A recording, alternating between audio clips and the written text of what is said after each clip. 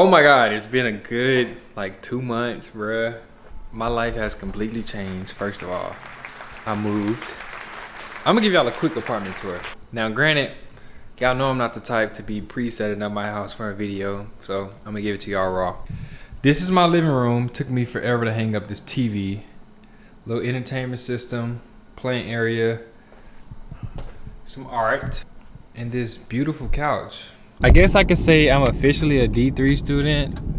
You know, they be like so fishy with that in dental school because it's like we have to go before the board after every year, and then as a collective each student is reviewed, and all the professors and all the faculty of the School of Dentistry, they have to approve of each student before we can officially say that we are D3s. But I am in great academic standing, so I feel like I'm confident enough to say I'm a D3. Now, whether my school wants to punish me for that, I'll accept the consequences. We are new and fresh into the clinics, and that means that we are the newbies on the block. So there's already been quite a bit of ruckus because just going from like doing didactic work to actually like transition it to live patients is kind of an awkward switch. It's kind of an awkward change because you get so used to like doing something one way. Like, for instance, we have to do mannequin work, and we basically do a variation of mannequin work in our classroom, which is like during our first 2 years. But now, since we have officially matriculated to the clinics, this now mannequin work is now done in an actual clinic.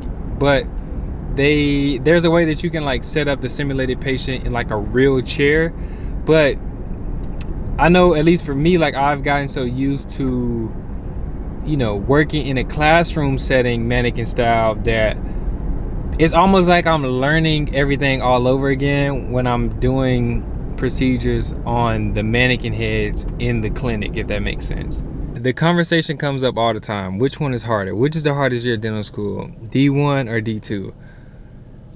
I would say, number one, that every year is going to have its struggles, that's for sure. I can already tell you now as a D3 student that the trouble that we're gonna go through now is patients showing up for their appointments. I had a patient scheduled today and they were a no-show. And I feel like that's gonna be a reoccurring thing.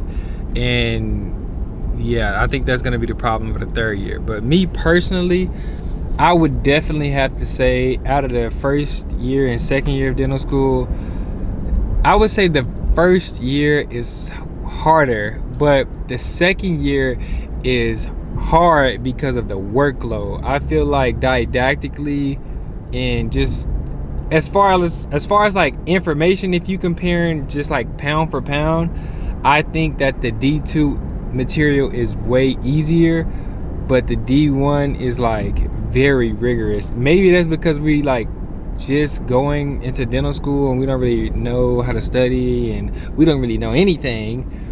But to me, I really struggled my D1 year, especially with gross anatomy. I ran a half marathon a couple of weeks ago, and they had us running on this trail behind this community college in Nashville, and it is just, I think this might be one of my new favorite places to walk. It's just me. I started out the year, I think one of my favorite classes that I took this year had to be, I would say, complete dentures.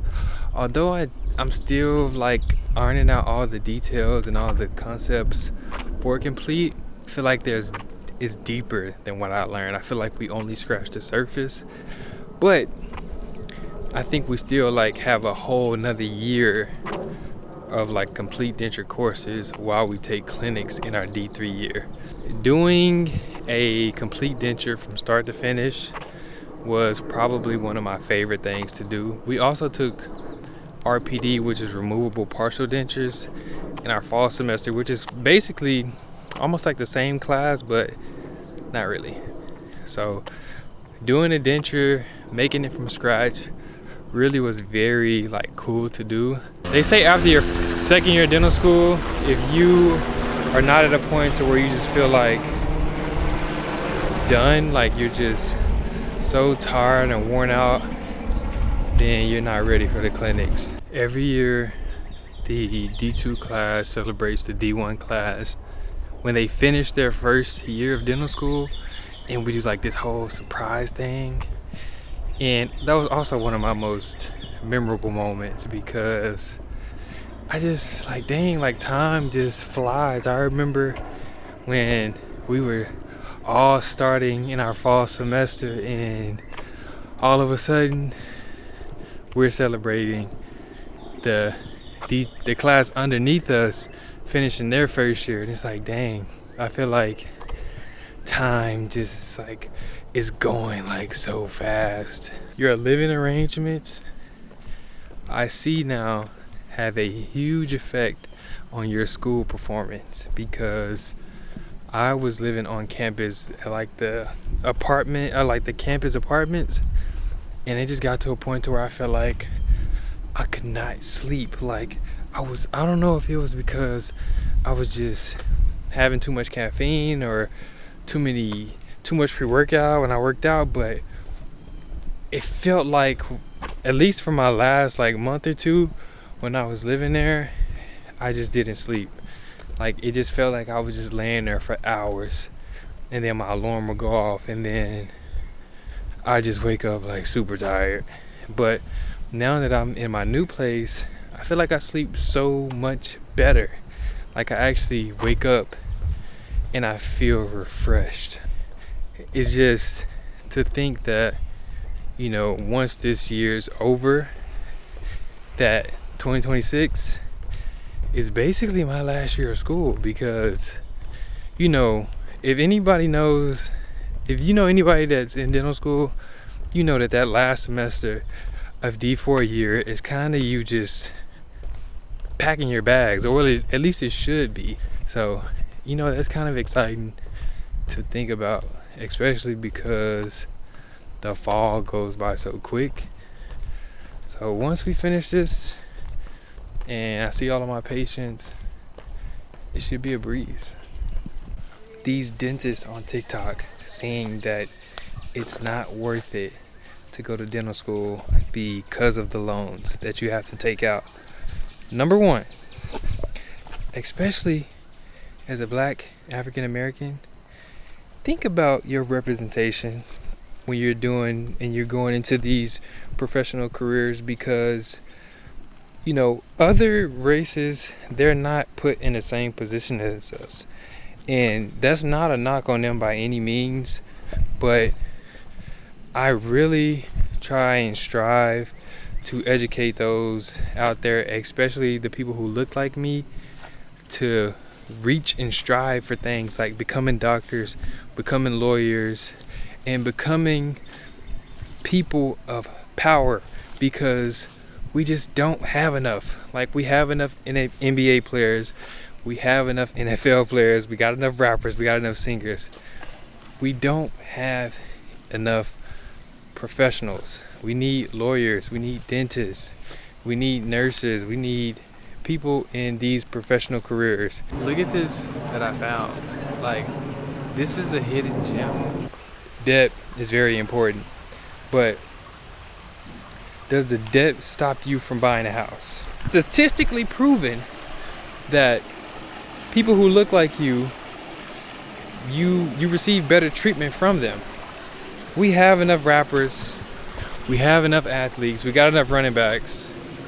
It's time to shift. It's time to make a shift. It's time to pivot here. When I was growing up, you know how many Black dentists and Black doctors that I seen in my lifetime before coming to a HBCU professional school? Zero. I have never seen one. I have never been seen by a Black health professional. There's 200,000 dentists practicing in the US. Only 6,000 of those are African American. Going to dental school, taking the loans out, is worth it. Do not let the internet trick you. Because if it wasn't worth it, they wouldn't do it. They wouldn't be in scrubs. They wouldn't have DDS behind their name. If it wasn't worth it, nobody would do it. The same people who say this be the people on yachts, buying Rolexes, buying Birkins, but your life sucks, right? I don't understand it.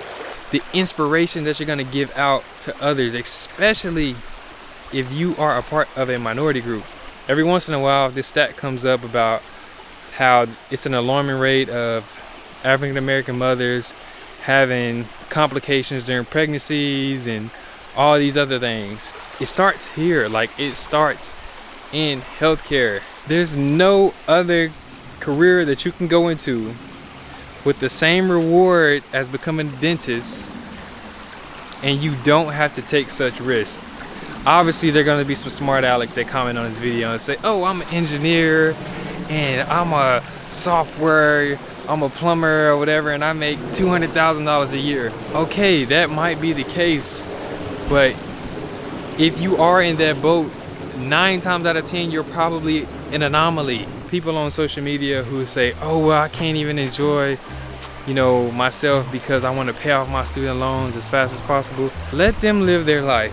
Their life isn't your life. Okay, let's say for instance, I already did the math and on my TikTok video. It says the average dentist in Nashville makes $230,000, right? That's $170,000 after tax, which means that that's about $14,100 per month after tax. So that means after they take the taxes out, you have $14,100 to live off of. There's programs. Hopefully Donald Trump come up with something to keep the programs there, but it's looking like they're gonna get rid of it. But Donald Trump not gonna be in office forever. He only got 1 more term if he don't get impeached. But that's besides the point. You got $14,000. You can do Earn As You Save program. You can do the military. You can do the health service one where you go and you work in an underserved community. You pay a percentage. So let's say, okay, if I do the pay as you earn, I think it's what, 10% of my salary. So let's just say, like, God forbid, but let's just say you make $170,000 a year, which means you make the $14,000 per month after taxes. So you'll just have to pay 10% of that, $1,400-ish dollars. A little bit under like $17,000-ish dollars for the whole year, and you made $170 after tax. That's not including any of your write-offs, none of that. After you pay off, you could just go ahead and take the whole $17,000 after your first 3 or 4 paychecks and just put it to the side. You'll still have over $150,000. You have to look at the big picture, and this is if you are an average dentist. I by any means don't plan on being an average dentist, but I'm just saying. And because I am part of the content creator world, I know that a lot of the stuff that people post is strictly because of clout. Like, I mean, even sometimes I post stuff because I'm like, maybe this will go viral. And you gotta understand, like, the people who don't have anything to talk about, they'll make up anything or they'll come up with any line and they'll start to believe it. Y'all, look at this dough that I came across. What?